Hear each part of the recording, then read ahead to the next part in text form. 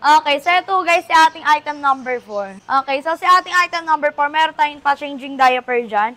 Okay, waterproof yan guys, with safety belt nga po siya. Okay, tapos ayan po siya guys ha, ganito po ko siya kalaki kapag naka-fold. Ayan, ganyan lang siya kalaki, diba? Pwede mo dalhin kahit saan. Okay, tapos ito guys is kiniklip lang po ito ha. Okay, so ayan, pwede siya maging playpen, kaya namin siya tinanggal na ganyan. So ayan yung first layer niya, tapos guys, meron tayong mosquito net dyan, para hindi papakinan lamok si baby. Newborn to toddler guys, oh. Pwede itong ating mga crib natin. Nararak nga po yan guys, and meron po yung wheels. Okay, check out nyo na yung mga sisi ko, oh.